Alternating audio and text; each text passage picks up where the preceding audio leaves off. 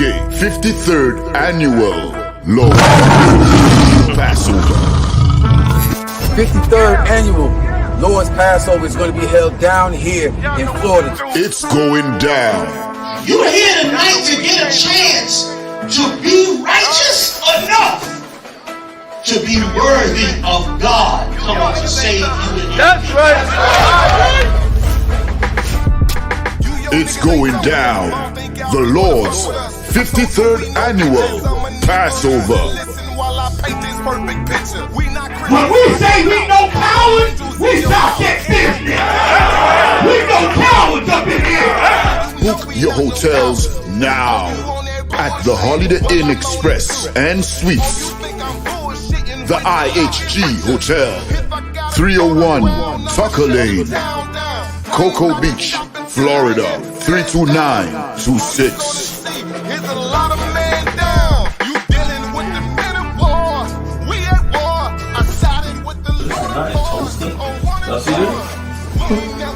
Comes with all your dishes, pots, and sports knives. I got to like this. This is like an apartment, and a hotel. You know what I mean? This here right here is about to be holy ground. It's going to be holy ground. All our beautiful, wonderful brothers and sisters from all over the world. You understand? We can boast that now. Brothers and sisters coming not only from every state, but from all over the world. I heard the numbers this year is ridiculous. We had to buy out the whole hotel. Friday, April 15th at the Space Coast Convention Center. My camp undefeated. You cannot debate. You just want the clout. We just want the grades. I'm just trying to get it. This is going to be glorious.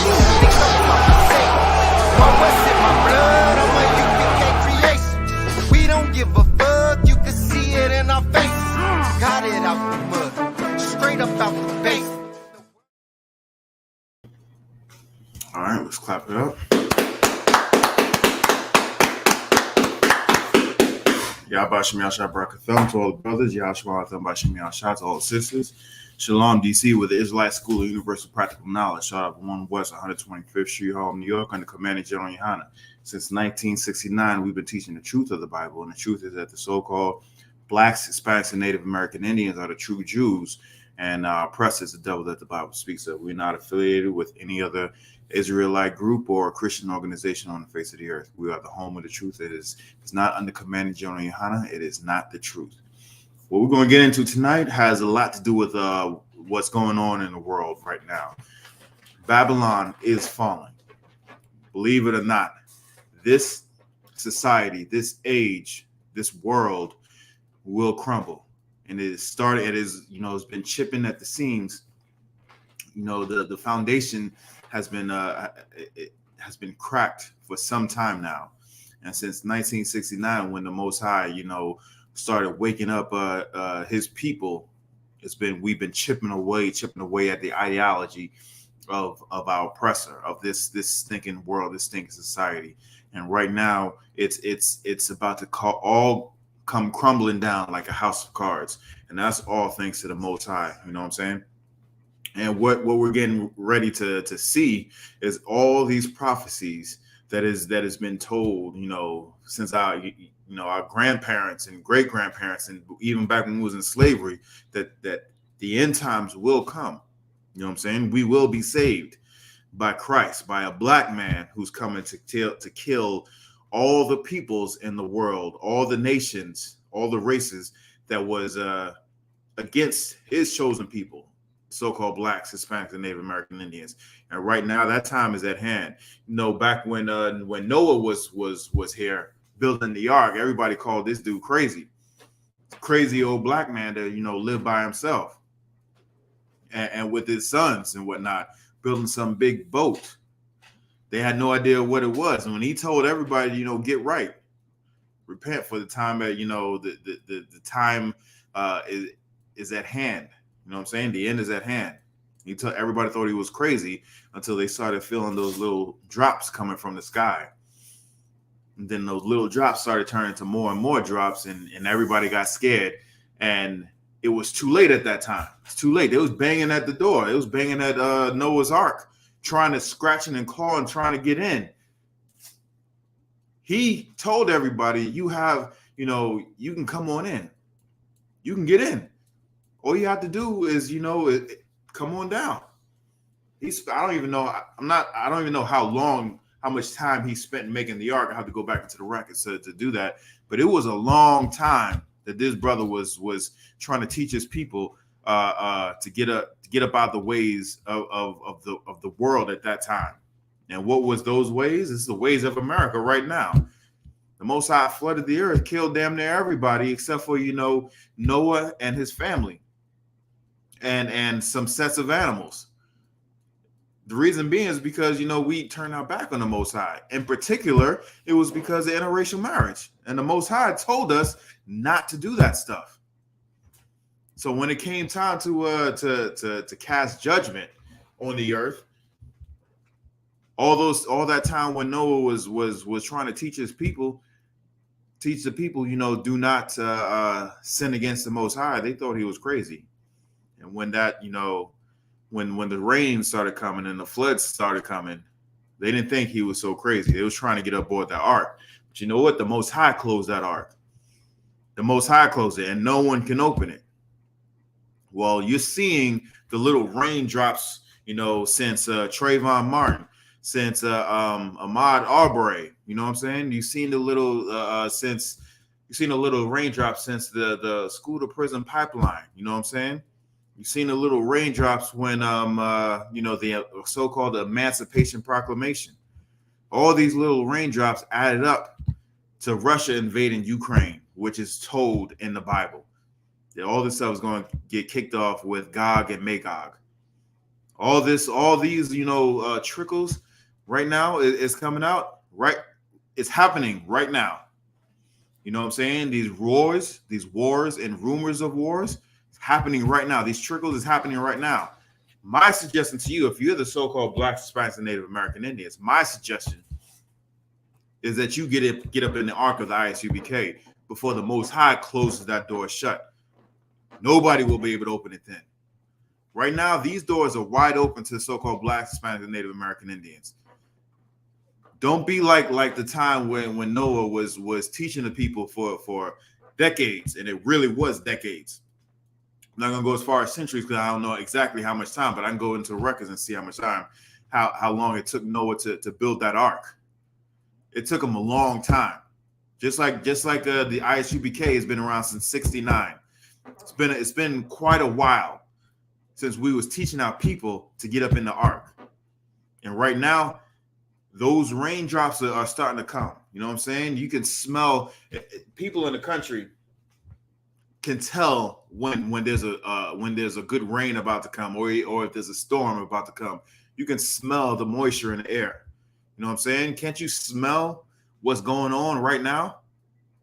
It's here. War is here. If you don't get up in this ark, man, the Most High is going to slam it shut in your face. We've been telling you the same thing since 1969, when the Most High started waking up his priests and prophets. You know what I'm saying? Get inside this ark before it's too late. It's very simple, and you don't even have to be. Honestly, you don't even have to be in the army, the Most High's army, to be saved from the coming destruction. Why? Because there's a lot of people that answer the call that want to fight or feel it's their obligation to fight. Just like the story about to get in tonight. It's a lot of people at this time was in captivity just like us. And this time now was in captivity. They hated that they were in captivity. They knew how it was. They knew how it was like before they got into captivity, and they knew that their oppressors, the Persians, the Medes, the Amalekites, and the people of the East were just parasites, leeches, taking up all the resources and taking up all the land and taking up every single thing that they had, used it and sucked it dry, and left, the people who owned the land, the occupied, the occupied instead of the occupier, leaving us with scraps. We had to go and live in caves and groves and whatnot. out in the wilderness. Why? All because we turned our back on the Most High. But then we bethunk ourselves and remembered exactly who we were, and we cried out to the Most High. And he sent a prophet, and that prophet at that time, his name was Gideon. His name was Gideon. He told Gideon that he's going to by his hand, he's going to deliver the children of Israel out of the oppression of the Persian and the Medes and the Amalekites and the people of the East. And once he put out that call, once he actually, we got into this a little bit last week. Once he actually put out the call, there was a lot of people that came and joined Gideon's army. Now, I'm not sure if we got into exactly how many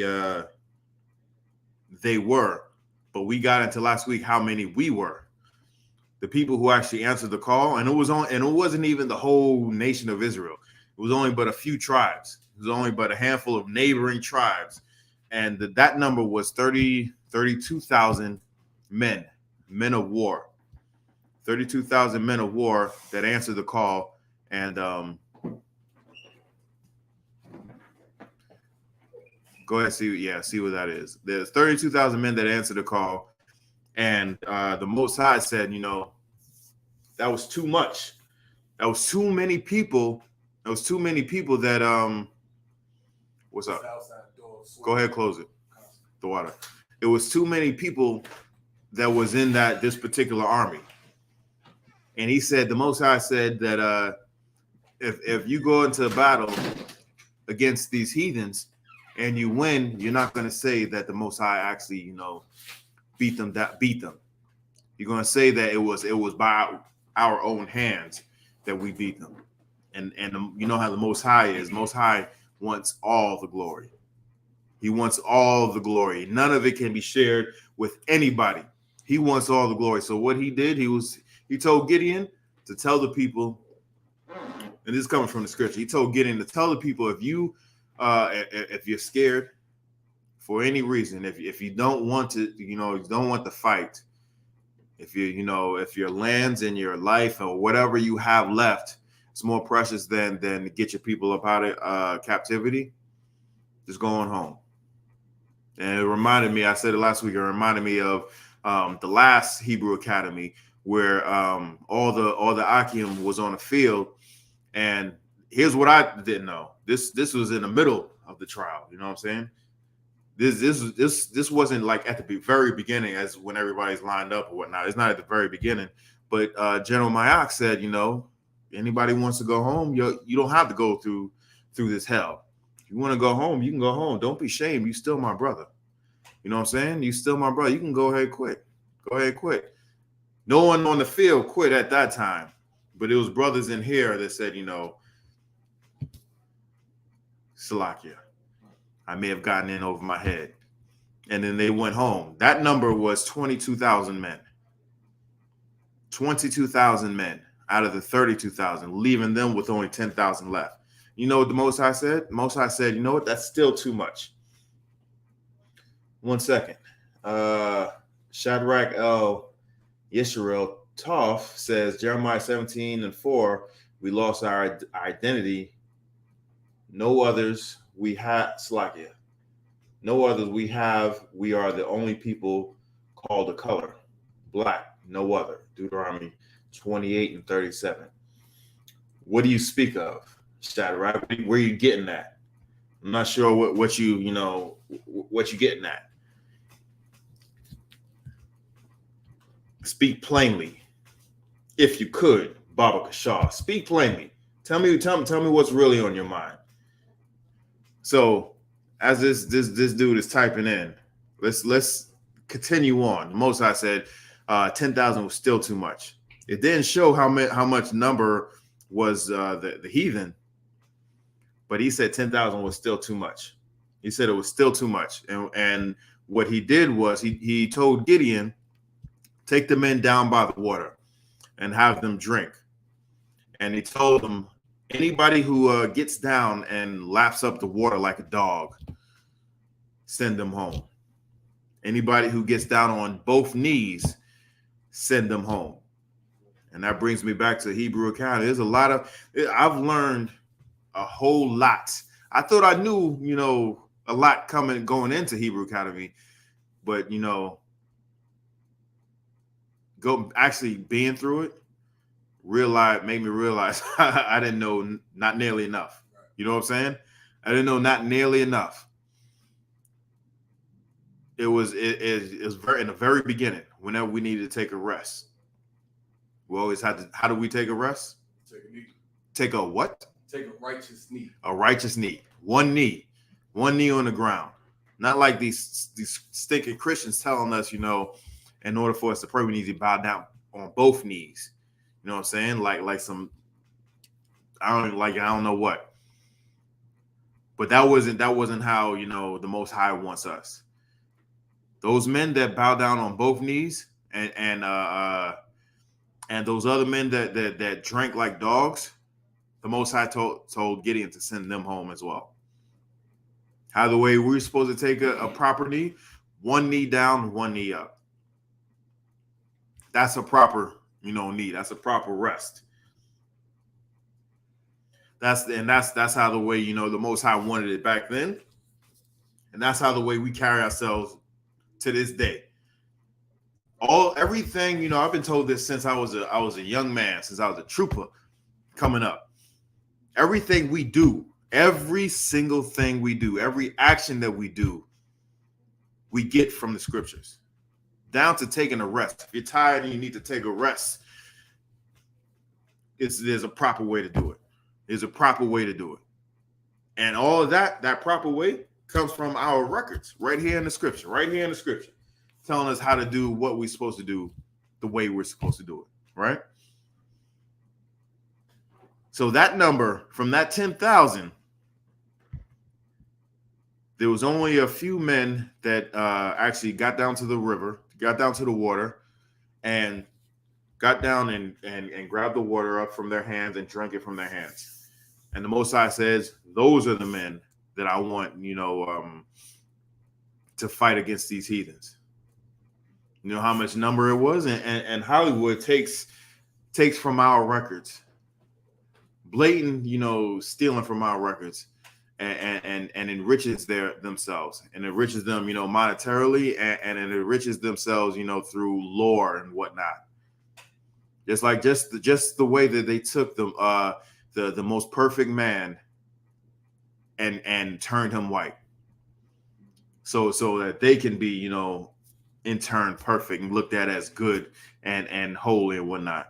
When they're nothing but thieves and parasites and crooks, rapists and robbers and murderers. That's who they are. But that number that they took, that the Most High actually took, when it came from 32,000, it came all the way down to 300. Went all the way down to 300 men fighting against a multitude that we know not. It's going to say it in the scripture. We're going to get to it. So we left off in the middle of chapter 7, but we're going to read at the top of chapter 7, Judges chapter 7. Let's get back to Judges chapter 7 and see where we left off. And we're actually going to go over exactly the process that the Most High chose the men to fight against all the other heathens, right? And this is important too, because the Most High deals with with less. There's no number to the amount of people that are in Israel, yet there's a number of crowns. We were just talking about that on the way over here. There's a number of crowns that the Most High will allow his people to have, and that number is very small in comparison to the actual nation of Israel. You know what I'm saying? When I was coming up in the Christian church, and they kept saying 144,000, I really didn't understand it. I was thinking, they would say, 1/3 of Israel will be saved, and then they mixed in the 144 with the 1/3. So I'm thinking that there's 144,000 times 3. That was how many I think was Israel when I was in the Christian church. But they could never explain that to me. What is the difference? When they said they would, and the Most High, says he is not the author of confusion. That should be, front and case. They would often say that the Most High is not the author of confusion. If you're confused, it's because of the devil. Well, that philosophy, that ideology was nothing but, white supremacy. They would tell us, 144 was the 1/3, but then they would say the number of Israel is endless. You cannot count. But you just counting the 144 and saying that's 1/3. You know what I'm saying? So how could it be? And they can never. I would ask that, they can never explain it. They can never explain it. And then I asked that in here, and it was 2 seconds. They answered it just like that. You know what I'm saying? If any of you Christians out there who do not know what the difference is the 144 is the actual government, the people who have power. Think of a state. A state has 2 senators and a certain amount of congressmen, congresswomen that are actually in charge, and even go down to a lower level. They would have state legislation. You know what I'm saying? Councilmen, councilwomen. They would have people who are in charge of different districts. You know what I'm saying? They would have a governor that was in charge of the whole state. They would have mayors that are in charge of different cities and whatnot. And then they would have commissioners that would be in charge that's under the mayor. So it's different levels of government, that people have. Think of that in the kingdom. But there's the number that's going to be in control of this whole earth. This entire earth is going to be 144,000. That's the people in charge. The 1/3 is 1/3 of that limitless, that unknown number that only the Most High knows. That's how much it's going to be. But if Commander General Yahanna has anything to do with it, he wants all the people just as much as I do. He wants all. He doesn't want any Israelite left behind to be thrust through with the sword. And he is working day and night and day to try and come back for the rest of the 2/3. You know what I'm saying? No man left behind. That's really his mission. He wants every single Israelite, Black, Hispanic, and Native American Indian, who has their heritage to come through when Christ, to be saved when Christ comes back. I'm going off Salakia. We're going to get into the scripture. If you could read Judges 7:1. Judges chapter 7, verse 1. Then Jerubbaal, who is Gideon, and all the people that were with him, rose up early. Salakia, real quick, Jerubbaal is what they called him when he tore down the altars in the groves of Baal. So that's what that means. He tore it down. So that's why they called him that. If you could keep going, Baba Kashaw. Who is Gideon, and all the people that were with him rose up early and pitched beside the well of Harad, so that the host of the Midianites were on the north side of them, by the hill of Moreh in the valley. All right, so real quick, Israel is a tactician, right? They're saying right now where they pitched their, where they encamped themselves. Where they encamped themselves, they were on the hill where the enemy was down in the valley. If you know anything about, fighting, whoever has a higher ground always has the advantage. There's a question online real quick. It says, Salakia, sir, I.S.U.P.K is the truth. Hebrew Israel Academy is just like this story. I believe you're asking is the Hebrew Academy just like the story, how the way they're choosing the men to fight for the Most High? I would say yes, because just like the process where Gideon is about to go through, and we're about to go through that process right here in the beginning part of chapter 7. That is just how the way the process that goes through Hebrew, the men that go through Hebrew Academy. It's not meant for everybody. It's not meant for everybody. Just like being a priest and prophet in the I.S.U.P.K is not meant for everybody. The things that we say, the things that we do, is not meant for ordinary, Israelite. It's really not meant for everybody. Now, you could be in the truth and not be, not be a priest. You know what I'm saying? Not go out to war every week, every day. You can war within yourself and fight those demons that you have on you. That's how you. But the things that we say, you know what I'm saying, in open public, the ridicule that we get, you know what I'm saying. There's people in the power in this world, you know what I'm saying, that has quote unquote things to lose. Like, everybody who came in here didn't have things to lose, right? We say the things that you can't say. You know what I'm saying? We do the things that you cannot do. For one reason or another, we do that for you. You know what I'm saying? There's certain people that can stand in public in their city and say the white man is the devil, and then go to a slavery where they have to slave for a white man who could possibly know exactly what in the hell he's saying every single week, and be at risk for losing whatever slavery they have. We can do that. Nick Cannon can't do that. You know what I'm saying? Nick Cannon can't do that. Who else? What was that football player? Deshaun Jackson can't do that. Can't do that. So they can funnel their resources, and it doesn't necessarily have to be money, but we welcome that as well. They can funnel their resources and support the ISUPK, support the truth, and not actually be out in the street corners and doing what we're doing. That's totally fine. You can be in the truth. You can sit in class. You can do your 90 days. You can get your Hebrew name. You can do all that and not have to actually go out on the street and teach.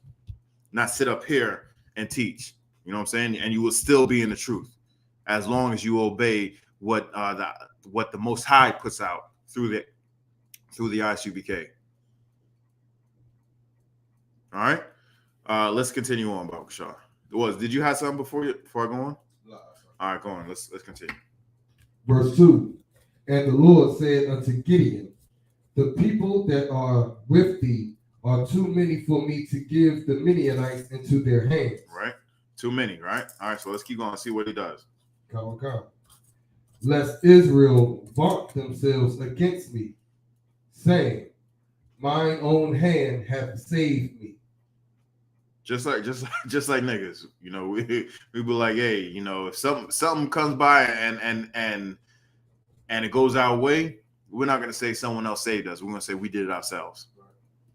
And the Most High knows how the way, how Israel is.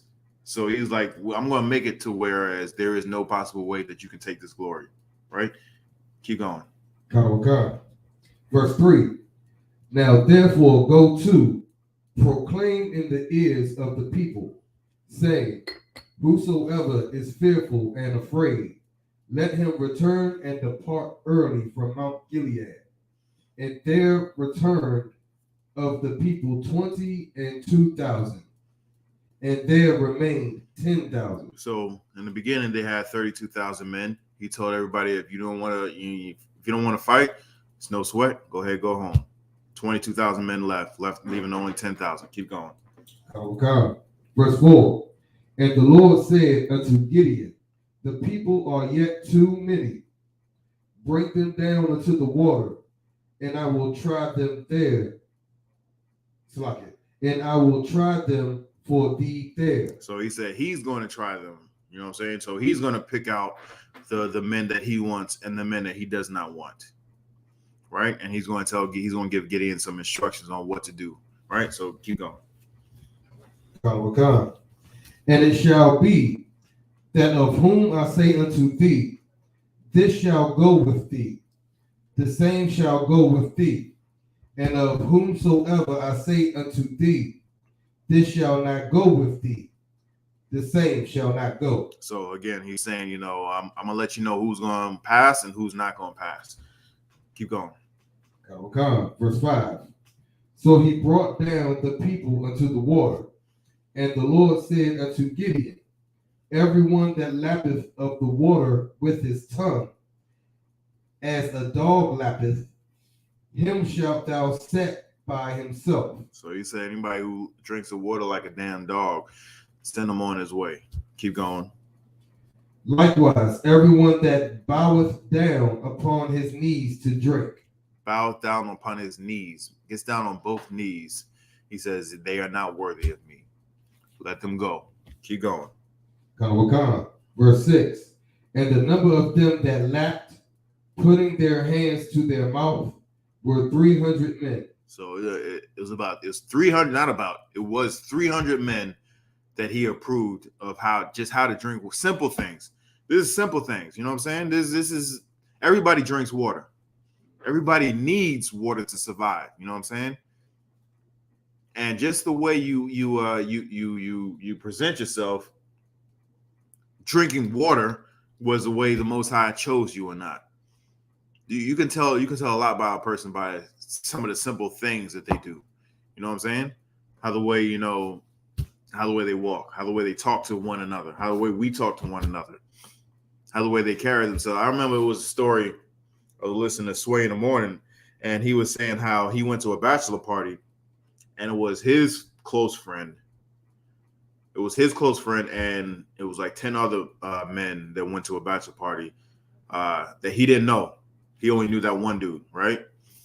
And he was saying how when the bill came, everybody was supposed to, pitch in and pay for this party for the bachelor, right? And everybody was in VIP, everybody was popping bottles. He was saying he didn't drink specifically for this purpose. He didn't drink it at all, and everybody was bringing bottle after bottle and whatnot. And he said, once the bill came through, one by one, he seen them dudes leaving, just leaving or whatnot. He seen them dudes leave until it was just him and his friend. Now they were his friends' boys, you know what I'm saying? He didn't know them, and he was saying he had just got this this Mastercard. I forget. It was American Express, whatever. He got this card, and he never used it, and he was like, the bill came out to like. It was like $7,000. It was like $7,000, and it was between him and his boy that had to pay for it, right? So he was like, all right, no problem. Since they're your friends, get a hold of them, and then have them, get you the money, and then you can send it back to me, whatever. He was saying that was like, almost 15 years ago. He's like, never seen him again. And they never paid his friend back. Right. Until he seen one of the dudes just happened to see one of the guys that was at that party. And he seen him and he came down, he was like, hey, the dude, he was looking at him. He was like, I'm not sure if it was him. I only seen him that one time, but then the other dude recognized him. He was like, hey, come over here, sit down. And he was saying he was at a business meeting and he was doing some sort of business, and he was using him because Sway, has a name to bolster up, like, hey, because I know Sway and Sway knows me, maybe y'all can do business with me, right? And he was saying, I will never ever do business with him because just the way he carried that, what I'm saying? Everybody knew what their role was at that party. Everybody's supposed to pay it off, and they just left it on him and the bachelor. You know what I'm saying? It was that they threw the bachelor party for it and just snuck out. You know what I'm saying? And he was like, you can tell a lot about a person about how the way they do business.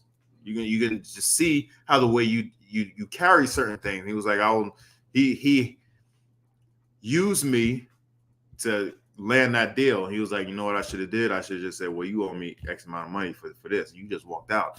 I don't trust you. I don't trust, and neither of y'all guys should trust this dude. You know what I'm saying? He could have carried it like that. He could have, but just certain things that we do can tell a lot about a person. And that's one of the reasons. That's a small reason right there why we should take sex serious, right? Because it's not about some stupid how the way somebody looks, how the way somebody dances and whatnot. You should actually get to know that person. You know what I'm saying? This is one of the reasons why we have a 6-month rule where there is nothing but conversation, so you can actually get to know the person. Maybe they're crazy. Maybe they're nasty. You know what I'm saying? Maybe they're loose and they show whole tendencies. I remember all the peoples before my old life, all of them had some whole tendencies. I didn't care. I do now. But I look back and I see all them tendencies that was just flashing in my face, and I would, just brush that to the side or put some shades on. You know what I'm saying? No, you need to take that serious. Take that serious. Why? Because it can turn into child support. You know what I'm saying? It can turn into alimony. It can turn into an STD. It can turn into you raising a child that's not even yours. It could damn sure turn into something like that. When all you had to do was have a simple conversation for an extended period of time before you actually made a decision. And this is what the Most High is bringing out, right? You got something? Just a quick sidebar, sir. Go ahead. Sway paid for the party, but who's to say if that man is even still married to that woman? But okay, so it wasn't the point of him paying for the part because he was married to the woman. It was that it was a commitment between the dudes, the people at the party, to pay for the party. You know what I'm saying? It wasn't in the context of whether he was still with her or not. Just to let you, he still is with that woman. But that's still besides the point. That's still besides the point. They made an agreement beforehand, and then once that time came up, it was everybody one by one. Exit stage right, exit stage left, and they all left them with the bill, and never said anything about it. That was the point of it. How can I trust you to do something when something as simple as this? And then I ain't gonna say what makes it worse, but still, he didn't even partake in he was just there. You know what I'm saying? He didn't partake in what caused majority of the bill. Because I don't know if anybody ever goes to the club and buys a bottle, it's like $500 and up, $300, $400, $500, $600, depending on what brand you get. Inviting people in and having, hey, drinks on me, make you look like a big shot one night. Then you just order bottles, and then dip out. Are you serious? Really? Okay. You talk to the wrong person, wrong people, they serious about their money. You know what I'm saying? They're real serious about their money. So other brothers may be more serious about their money than other people, but stuff like that, you don't play around. Even if it was, $30 is a principle. You said you was gonna, pay me back. We had an agreement. Pay that brother. That's it. Shouldn't have to come track you down, hunt you down on an agreement that you committed to. Shouldn't have to do that, right? But we're on this. We're on this. How the Most High chose his army, right? Keep going. Come. Verse 7. And the Lord said unto Gideon. That's right. No brotherhood. He probably was all wearing purple. Keep going. Come. Verse 7.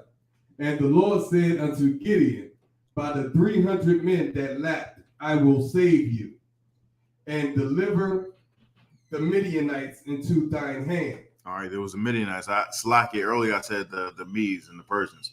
It's the Midianites. Salakia. Keep going. Come.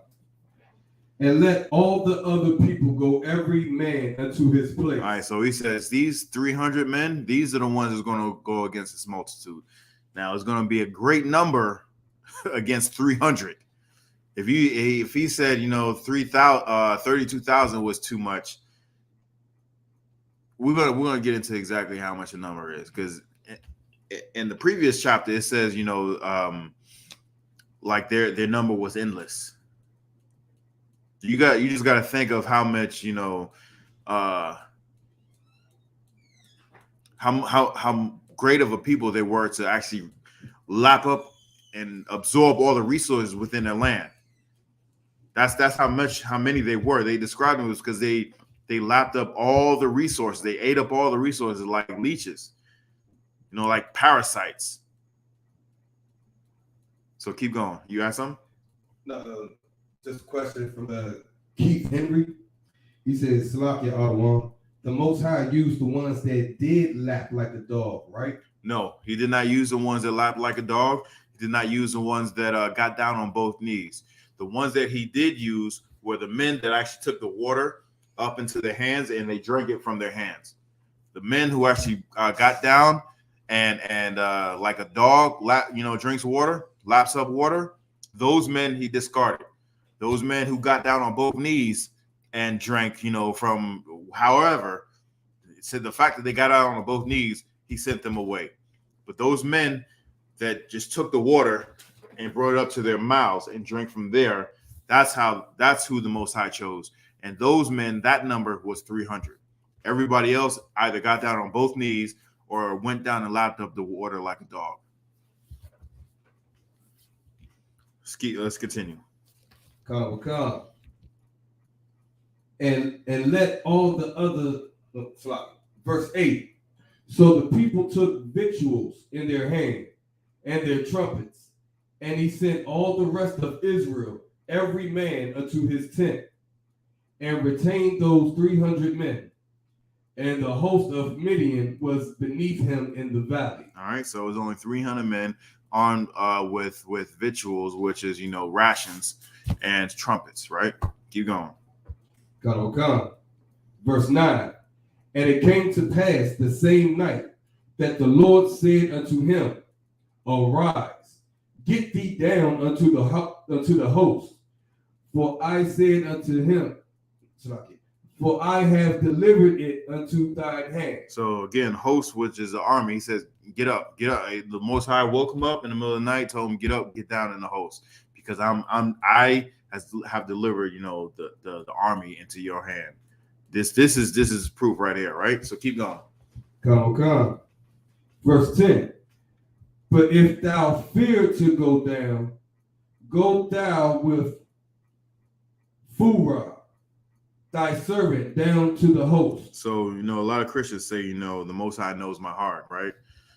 And whenever Christians say that, they know that they wicked as hell. They know that the wicked as all get out. And the Most High is telling him, go down, I delivered it into your hand. After all the signs that Gideon has asked from the tree, not the tree, but from when he was by the tree and the angel appeared to him, he asked for a sign. To the time where he told him to get some people and I'm gonna deliver the Midianites into your hand.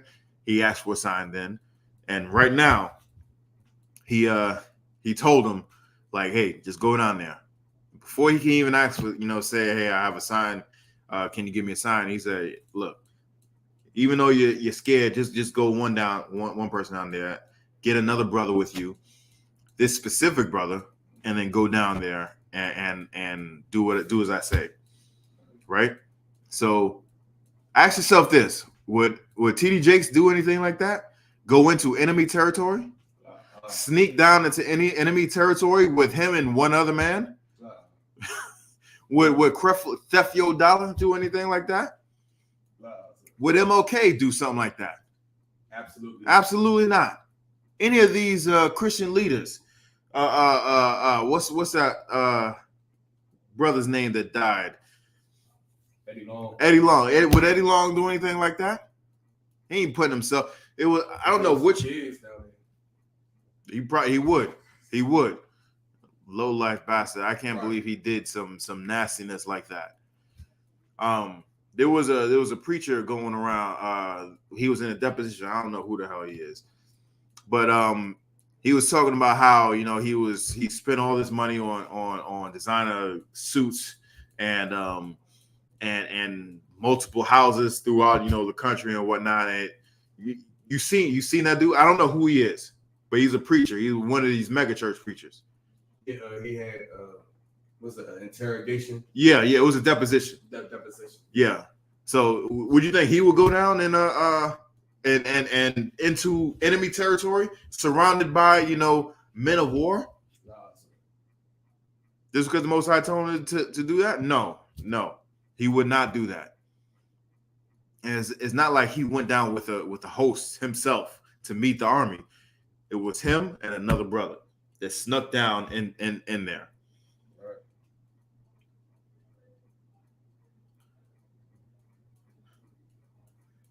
Do you know the difference, nigga? Michael Smith, do you know the difference? Right. I don't think you do. Matter of fact, why don't you come to class?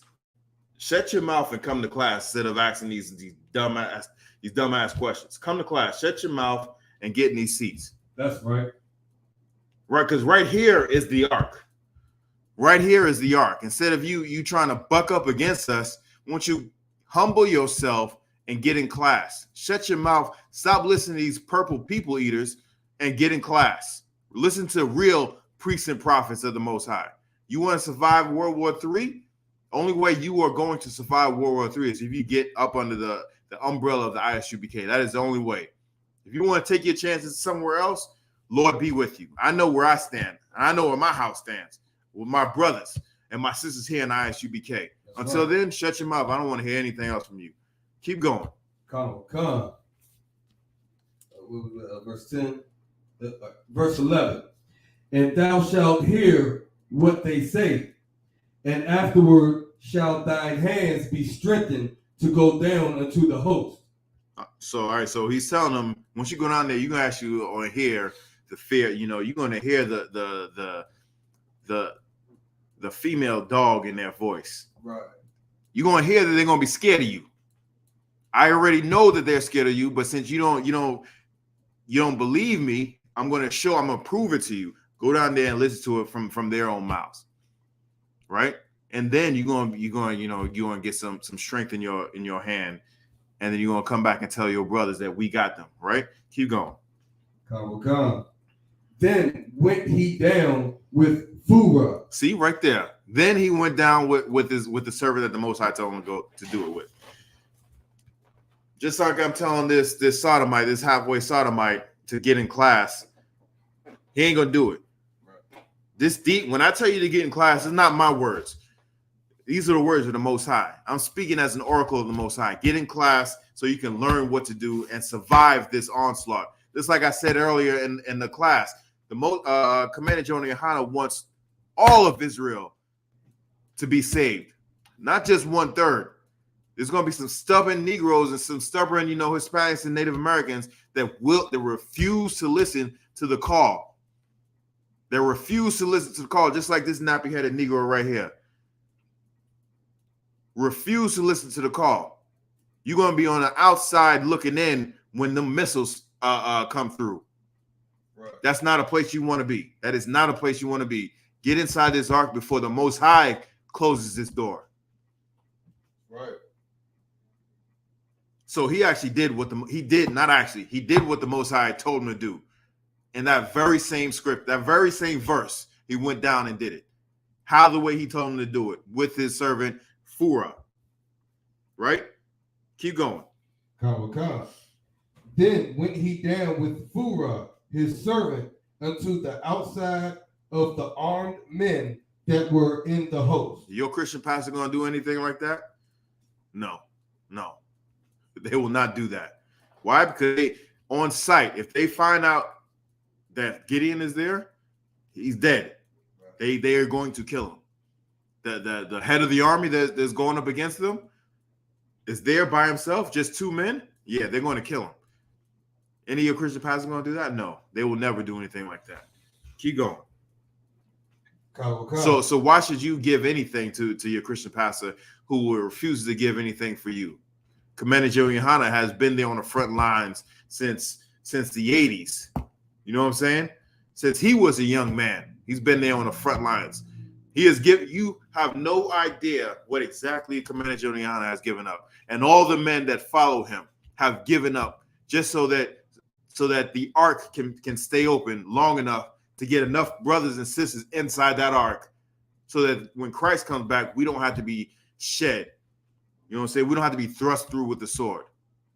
None of your Christian pastors or these Islamic imams or these politicians would ever stick their neck out for you.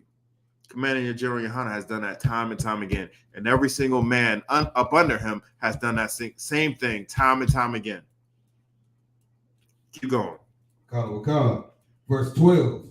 And the Midianites and the Amalekites and all the children of the east lay along in the valley like grasshoppers for multitude. Like grasshoppers for multitude. You know what I'm saying? Is a damn near unlimited number. It's a lot of them against a little bit of us. We'll get to that number, but keep going. And their camels were without number. And their their vehicles. The camels is just like their vehicles. It was without number. It was a vast majority of them. Keep going. And the sand by the seaside for multitude. Again, describing as the sand by the seaside for multitude. Again, another reference to how great and many a number they were. It's giving you is a reason why they're describing the amount of people that came up against or is the occupying force within Israel.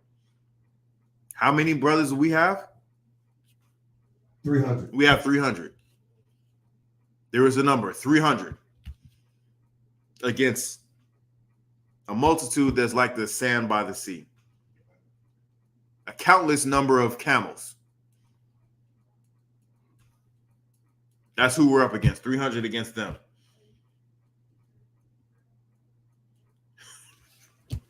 I can't. Come on, man. Keep going.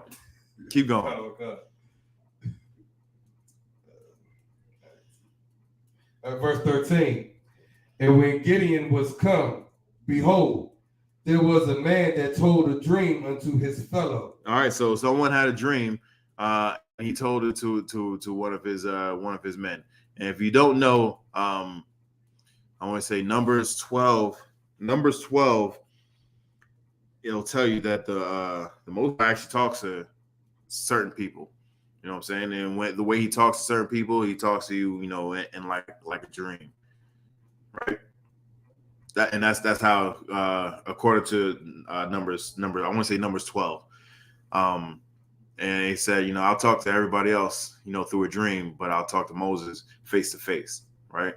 How do we know? This is another precept where Joseph was in Egypt, and no one and the Pharaoh had a dream, and no one could interpret this dream, but Joseph could interpret it, and because of that, it was the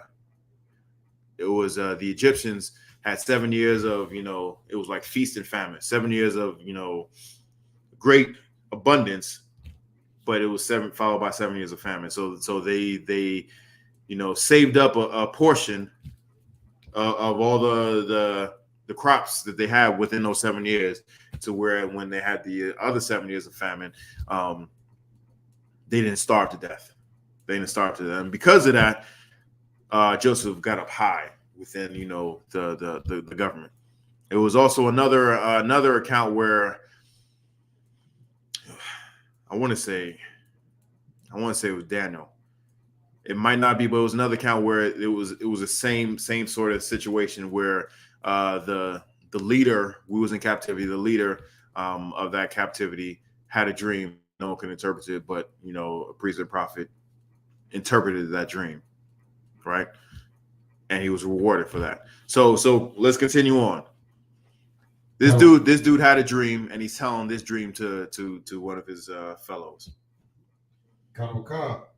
And said, behold, I dreamed a dream, and lo, a cake of barley bread turned into the host of Midian, and came unto a tent, and smote it that it fell, and overturned it, that the tent lay alone. Hold on, read that from the top one more time. 13. Verse 13. And when Gideon was come, behold, there was a man that told a dream unto his fellow, and said, behold, I dreamed a dream, and lo, a cake of barley bread tumbled into the host of Midian, and came unto a tent, and smote it that it fell, and overturned it that the tent lay along. Right. Verse 14. And his fellow answered and said, This is nothing else save the sword of Gideon, the son of Joash, a man of Israel. For into his hand hath God delivered Midian and all the host. So they even know exactly what the hell's going on. They know this dude by name. And he went out close enough to hear this. Out in the camp, where the enemy is, behind enemy lines, where there is such a great multitude that it can't be, they can't even count it. But we're gonna get the number. And they said that that this dude had a dream that basically, Midian is gonna fall by the hand of Gideon, because Gideon is a sword of the Most High. He heard that, and he, just like the Most High said, you will be strength in your hand. You're gonna hear this, and everybody, and all that fear that you think that the 300 is gonna it's not gonna prevail, it's gonna be washed away. Let's see how the way Gideon reacts. Verse 15.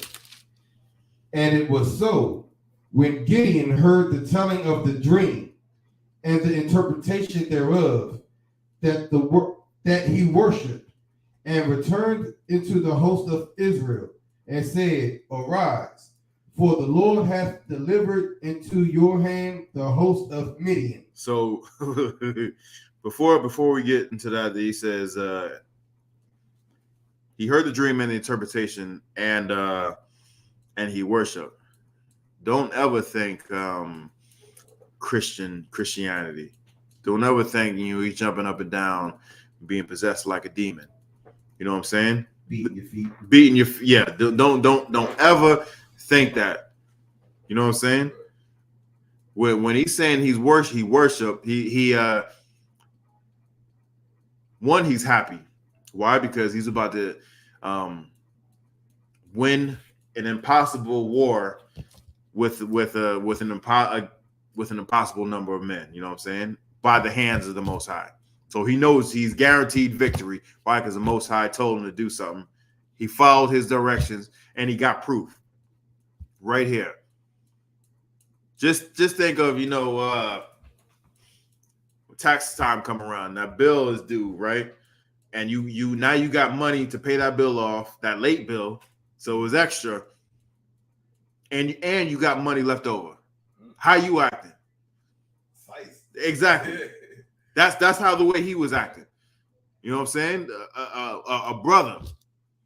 You know what I'm saying? A brother who's happy and sice and geek. You know what I'm saying? That's how the way, that's how the way he was, he was maneuvering. He wasn't, all shucking and jiving, getting the shakes and whatnot. Just think of when someone hits the last second three to win a basketball game. They're celebrating. You know what I'm saying? The prime example of that is when Jordan hit that last shot and he jumped to the air, that iconic. Yeah. That's it. Not this hush regardless, none of that. We don't do that. We don't do that. The purple people do. That's right. And people who throw sheets on themselves do. But let's keep going. Come. So he went there. He went back to his men. And he told them right here, boom, yo, we got this. We good. Right. We good. He's telling the men, yo, he's getting his men sliced up. Like, yo, we about to take these people. We about to take them by the hands of the Most High. And again, when he was at the tree with the angel, and he was like, well, if you're really an angel of the Most High who got our fathers up out of captivity, he knew about that. So he's telling his men, like, yo, the Most High is about to do something, just like he did something back then that our fathers told us about. You know what I'm saying? So get ready. Keep going. Come. Verse 16. And he divided the 300 men into 3 companies. And he put a trumpet in every man's hand, with empty pitchers and lamps within the pitchers. So he devised a plan. He devised a plan of what he's going to do, right? You would think that, it's strength in numbers, but he didn't have a lot of numbers. But even then, he broke it up into 3 different companies, 100 men apiece. And he gave them specific orders and specific directions on what to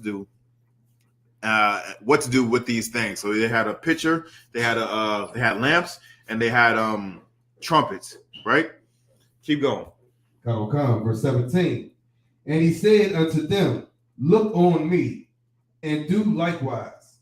And behold, when I come to the outside of the camp, it shall be that, as I do, so shall ye do. All right, so he's like, I'm gonna break you up into sections. Y'all gonna go over here. What I do, y'all do exactly what the hell I do when I do it, right? And this comes with extreme discipline right here. He didn't say, go faster or do what you think is necessary to do, or there's a delay in what. Do exactly what I do when I do it.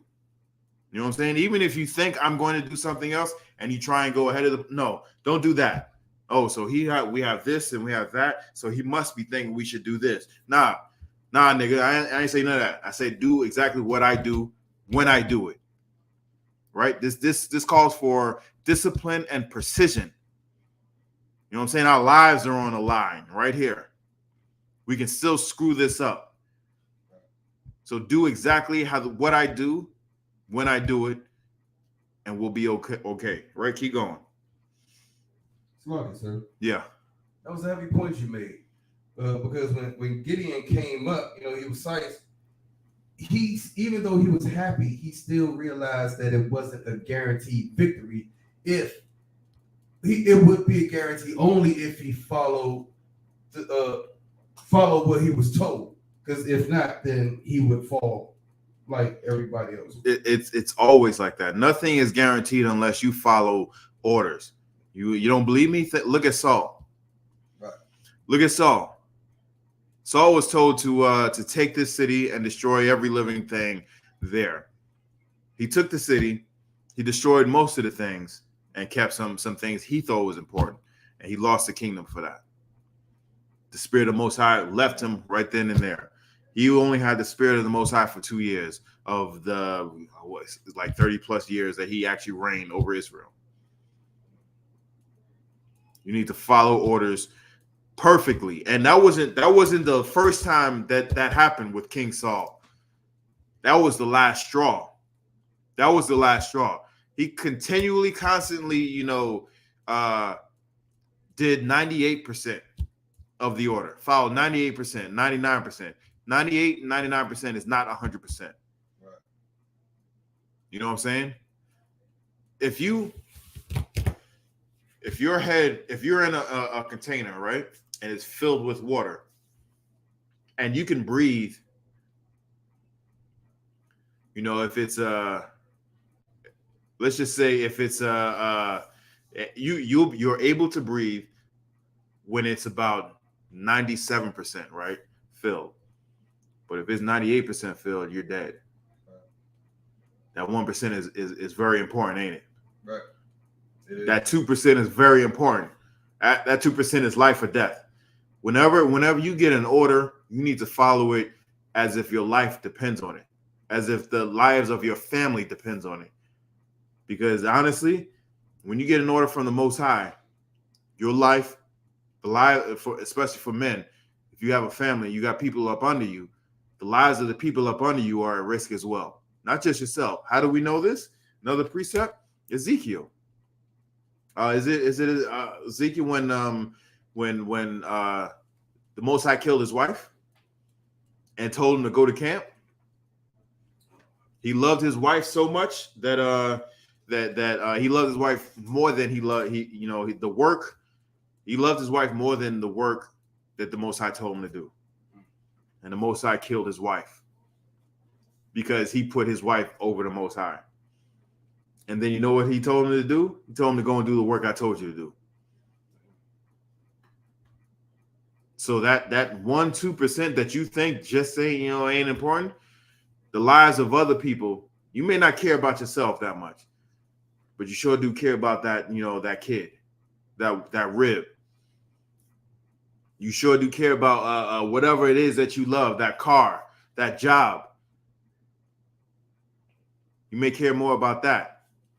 The Most High will take that and then tell you to go and do the thing that you put something else above it. So don't do that. You get in order to do that 100%. And exactly what he was saying, he did exactly 100%. Why? Because it ain't guaranteed until you actually do what the Most High tells you to do 100% of the time, 100% of that thing. Right? Keep going. Come. Verse 18. When I blow with the trumpet, I and all that are with me, then blow ye the trumpets also on every side of all the camp, and say, the sword of the Lord and of Gideon. So if you don't know, you know what I'm saying, this we're at night.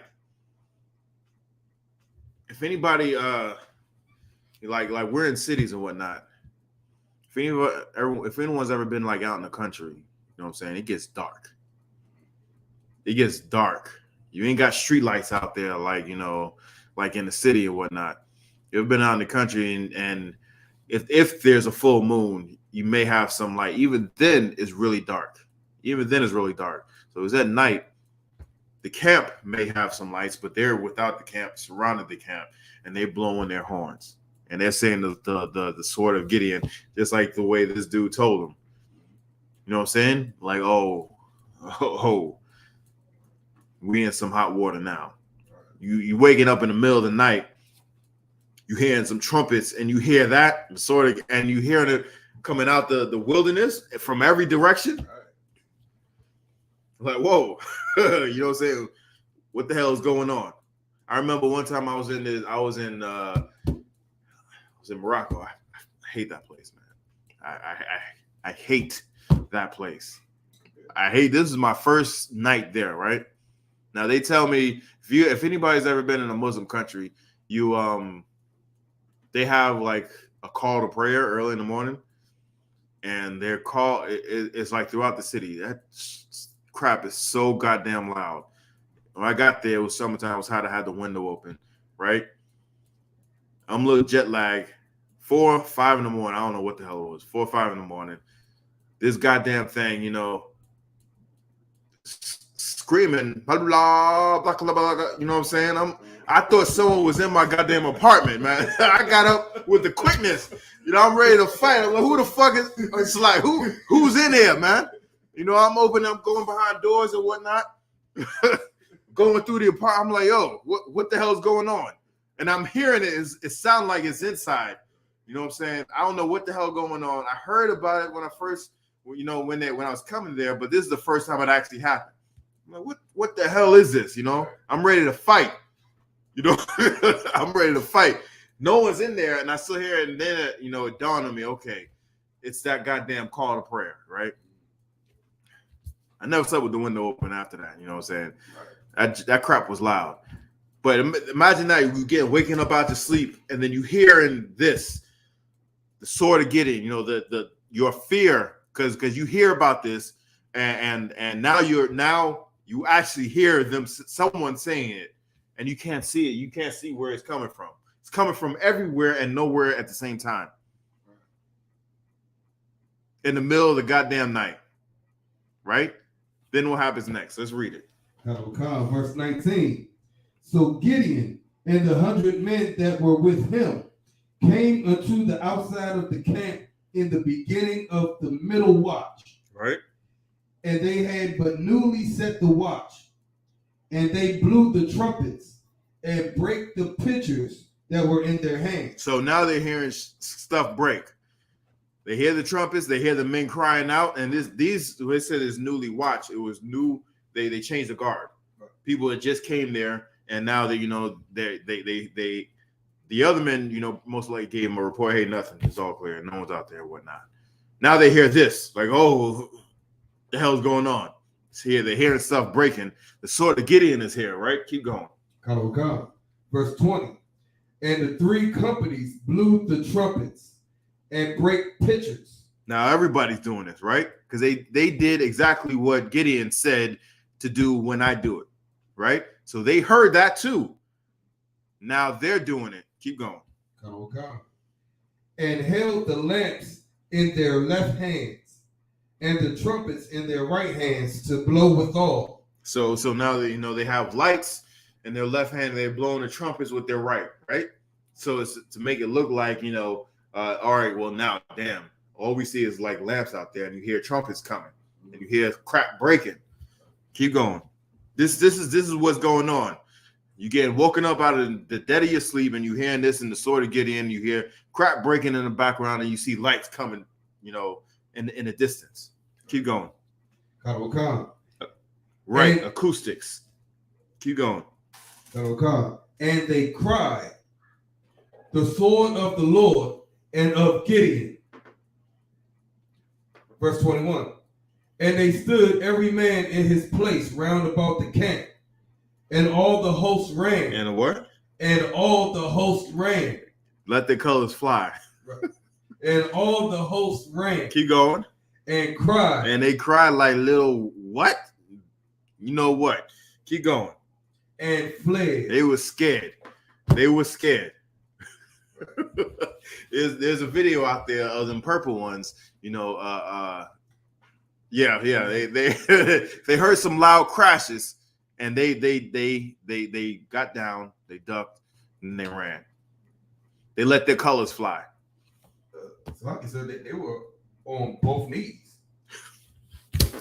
There you go. They were on both knees. They were on both knees, which means they should not have been in no war setting. Right. Why? Because you on them corners, that is war. Without a shadow of a doubt, that is war. You telling your people, they're supposed to stop, smoking weed. They're supposed to stop popping whores. They're supposed to stop having abortions. They're supposed to keep the kid. They're supposed to take the child's father off child support. They're supposed to stay with that man. They're supposed to stay with that woman. Nah, you gotta die. I love them. I love getting high. I love popping whores. I love being on a stripper pole. I love getting ran through, having trains run on me. I love give me some more. I love selling this dope. I love I love trapping. Scamming. I love scamming. You know what I'm saying? I love catching this lick. I love finessing people. Because you telling me I can't do that no more? Nah, you ain't gonna tell me I can't do that no more. I'm gonna kill you. You got to die. You got to die. And how they do? It's how they do. But they get down. They ain't no real shooters. But because they high, they out of their mind, they over in their lust-filled, state, they are trying to kill you. They are trying to kill you in however way that they can. However way that they can. This is war. We're tearing down principalities. You know what I'm saying? It's one thing if you fight, one-on-one, but to tear down someone's, lifestyle, the thing that they do to make them feel good in this hell, what they think that is the only relief that they got. Now you want to take that away from them when they don't know anything else. They're going to kill you. They're going to try and kill you. They want to kill you. This is war. Absolute war. And that's how the Most High Spirit is. One of warfare. Let's keep going. Verse 22. And the 300 blew the trumpets, and the Lord set every man sword against his fellow. Hold on. You are dumb. You are Slakia. No, not Slakia. This nigga right here. You are an idiot. And I know why you're saying that, because you don't believe in Christ. But you dumb. You're dumb. You don't even know it. You one of them Old Testament, Israelites but you don't know how to celebrate the Passover when it says you must drink the wine, you dumb idiot. You're an idiot. You're stupid. You're stupid. You're an absolute idiot. And that's why you need to get in class. Shut your stupid mouth. Humble yourself. Come to class and learn something. Do you know you can drown by having taken on too much water? Do you not drink water? Dumbass. Do you know fire kills people, but you ain't gonna cook your food? Man, people are... If you're not in I.S.U.P.K, you are not in the truth, and you don't know nothing. And because you don't know nothing, just get in class so that you can learn something. Keep going. God. Even throughout all the hosts, and the host fled to Beth Shittah and Zerowath. So they running. They're letting the colors fly. That's exactly what they're doing.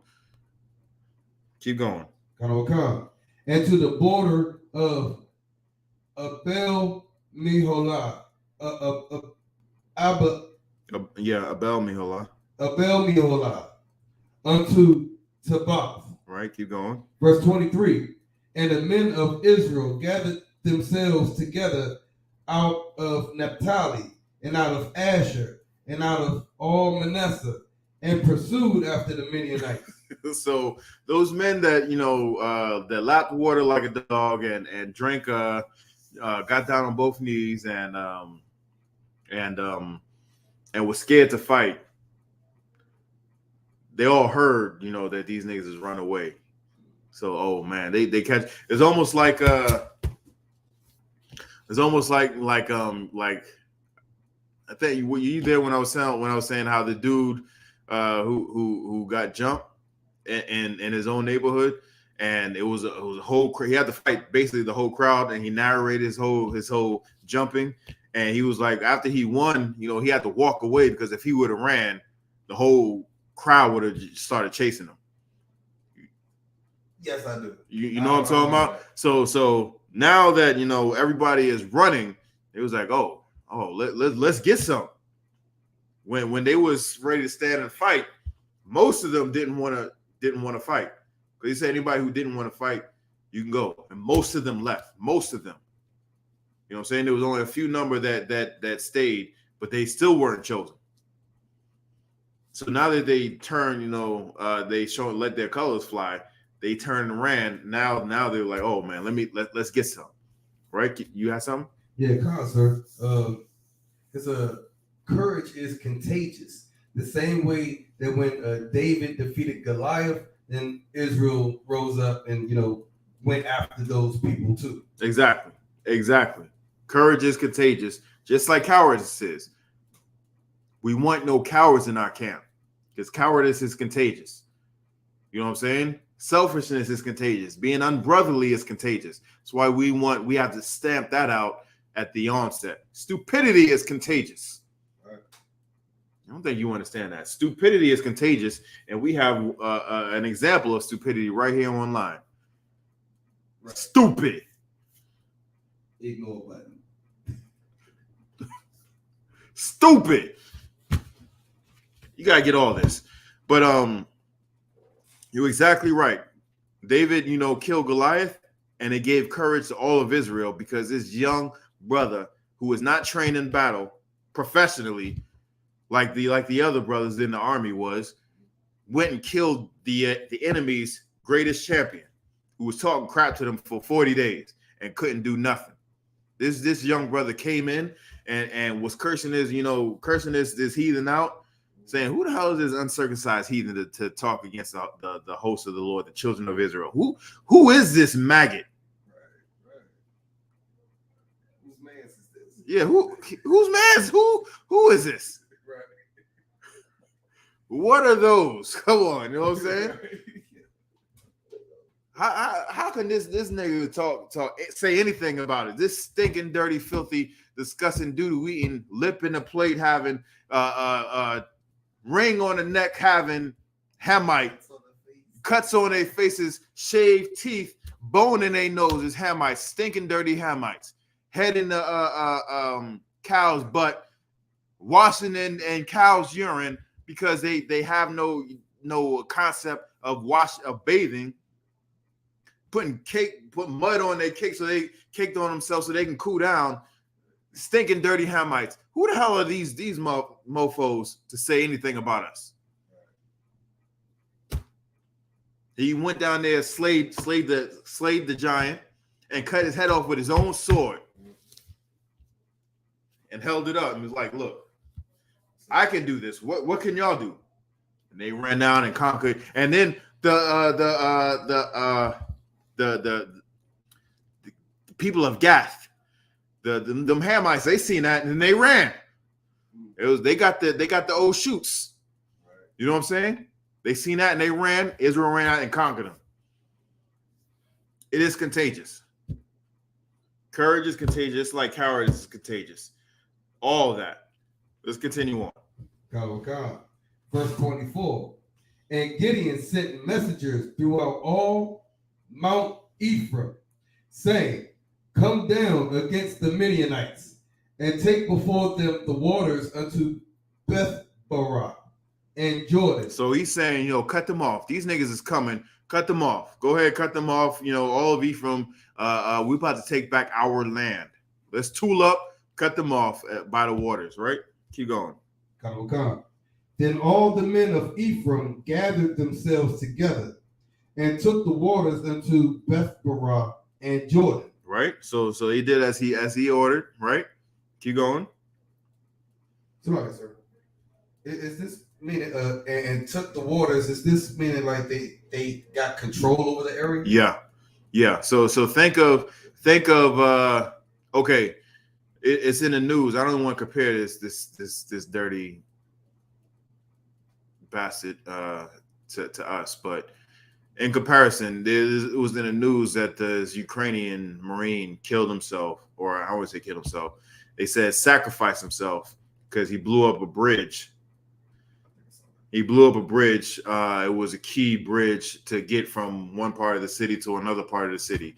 And in order if he would have blew up the bridge, then the Russians would have to go around, take several hours to go around to get to another bridge or another crossing to get into that section of the city. So think of that. There was a bridge, a waterway where it was of great importance that they had to come through here. So they took control of that section of land, that section of the river, so that once they met them, once they got there, they would be there. Did that answer your question? All right. Let's continue. All right. 25. Verse 25. This should sound familiar to you. And they took two princes of the Midianites, Oreb and Zeeb. Yeah. And they slew Oreb upon the rock. They killed his Bama, right?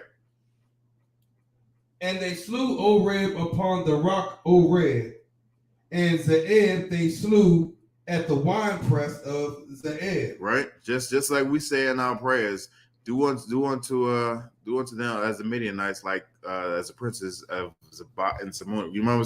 Know what I'm saying? Psalms 83. Salakia. And Zeeb and pursued Midian, and brought the heads of Oreb and Zeeb to Gideon on the other side of Jordan. So hold on.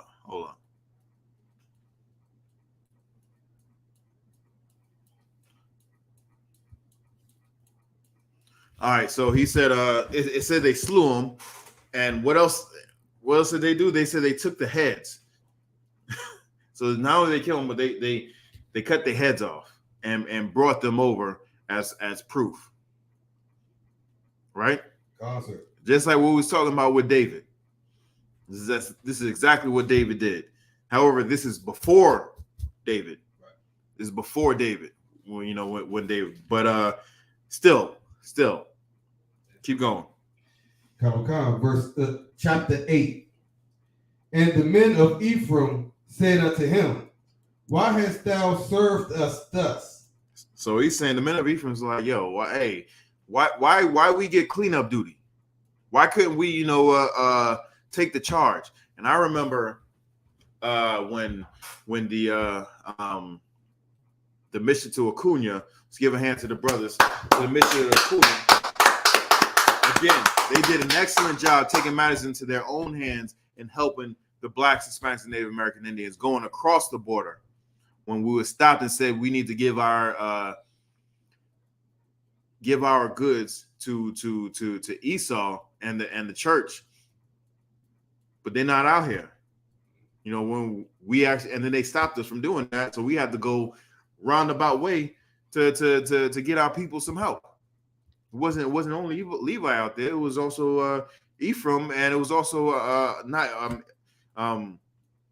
Issachar. It was also some of the other northern tribes that were out there as well. You know what I'm saying? It was a bunch of our people, mainly Levi. It's mainly Levi, but still, it was other brothers and sisters that was out there. That mission to Acuna, and I remember Commanding General Yahanna. He was saying, he was talking to some of the other brothers. He didn't say who, but he said, some of them got besides themselves. It was like, why wasn't I told about, this mission, and then he was like, I had to remind him, who you think you're talking to? But he was, he understood the zeal to help was there. And they felt like they missed an opportunity to go out and help brothers and sisters. You know what I'm saying? And that's exactly how the way Ephraim was like, come on, man, why are you giving us cleanup duty when we could have been there from the jump, from the get-go? Why you do this to us, right? Keep going.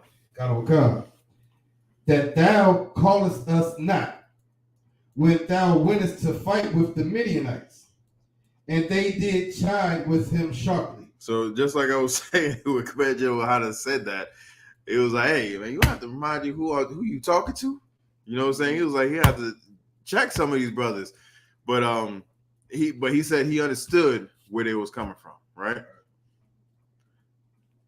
And with that, we're gonna close. We're gonna stop right there. We're gonna get into some more. Next we're gonna finish out, Lord allow, next week. Exactly what went on after they let their colors fly. 300 men chosen by the Most High. You know what? How much the Most High can do with just 300 men? You know what I'm saying? You know how much the Most High can do? You know how much the Most High can do with just 144,000? He's going to take over the earth and keep it in control of Israel forever. There will be no end to the kingdom of heaven here on earth. There will be no end. It's going to be perfect forever. You have some? Yeah, sir. What the Most High could do with one man, Commander General Yahanna. Exactly. Waking up the nation. Waking up the nation. Just like Moses did. Just like the prophets, beforehand. You know what I'm saying? Nehemiah. You know what I'm saying? Joshua. Gideon. You know what I'm saying? Just think, the Most High can do so much with so little. And just having, being here in the I.S.U.P.K, I've seen a lot get done with just a little. I've heard stories of so much getting done with just a little. And that's exactly how the Most High operates. That's exactly how the way he wants it. That's exactly how the way. And when it starts getting too big, he is going to trim it down. We don't have to do anything. He will trim it down. Just like he trimmed down this army. This army. And it doesn't say, we're going to, again, we're going to get into the number of how many there were. Just remember, we started out with 32,000 men and wound up with 300. Right. Scripture says, 1,000 shall fall by thy side and 10,000 by thy right hand. So there you go. And with that, I pass the class over to Priest and Officer Pagaibawa.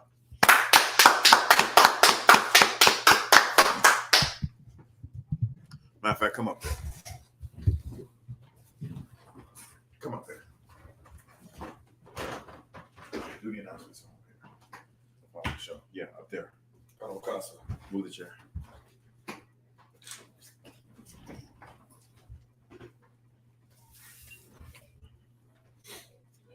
Security announcements. We are the I.S.U.P.K. out of 1 West 125th Street, Harlem, New York, under Commanding General Yahanna.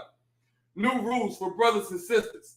When a new brother or sister comes into the school, they are off limits for 6 months. They are to be saluted only. They are here to shut themselves of the world. After 6 months, if a brother or sister has an interest in a particular person, he or she must get permission from the head to speak to a brother or a sister. There's another 6 months in which the brother or sister will court each other. After this 6-month period, the brother or sister will get permission from the head to marry. Tithes, which is a commandment. You can find this in Numbers chapter 18, verse 21, and Malachi chapter 3, verses 8 through 10. It means 10th in Hebrew and is pronounced ma'ashara. 10% of every penny of any increase the Lord gives you to the treasury department or teacher. Priest fund, free will offering for priests, not mandatory. Whatsoever amount you would like to give. Upcoming holy convocation is the Passover, which will be held in Cocoa Beach, Florida. The Passover, the 14th day of the first month, Saturday. Oh, this is the wrong page. No, it's Friday, April 15th. Friday, April 15th, 2022. And you can find this in the book of Exodus, chapter 12, verses 1 through 51. The book of Leviticus, chapter 23, verses 4 through 5. The book of 1 Corinthians, chapter 5, verses 7 through 8. And the book of 2 Chronicles, chapter 30, verse 17. Sorry, real quick. Tonight's Commander General Yahanna's Black Watch is tuned into the Commander General's Black Watch. It starts from 9 to 11 p.m. Eastern Standard Time. Also, the Passover fund is $200 for every person 17 years of age and older. If you're 17 years of age and you're going to the Passover, it is $200. Any age over 17 years and over, it is $200 per person. Per person is $200. All the Akim that is in Hebrew Academy, you need to be on the field at 6 a.m. Thursday, April 14th. So do not travel on Thursday. You need to travel Wednesday, preferably Tuesday, because depending on the time you get there on Wednesday, you're going to have to be there Thursday morning on the field. I cannot stress this enough. If you're not on the field by 6 a.m., this past, 7, 8, 9 months have been in vain, and you will not be allowed to continue. Please be on the field in the proper attire and with all the things that you need to have with you. Do not be the one to not be there on time. I pray you understand. Remind Akim and Akwathian to check on social media such as ISUPK.com, Facebook, Twitter, YouTube, and so on for I.S.U.P.K events and materials. If a brother wants to be a trooper in the school, you should start wearing all black, which includes black boots, black shirts, black pants, black headband, or scarf. And with that, I say Amadim, which means to stand. Men of Israel will give one courtesy salute to the teacher. Men of Israel, Amadim, Amadim Shabbat, Amadim, Barak, Yahweh Ba'Shem Yahweh Shah Barakatah. Yahweh Ba'Shem Yahweh Shah Barakatah. Yah Yet Matah. Class dismissed.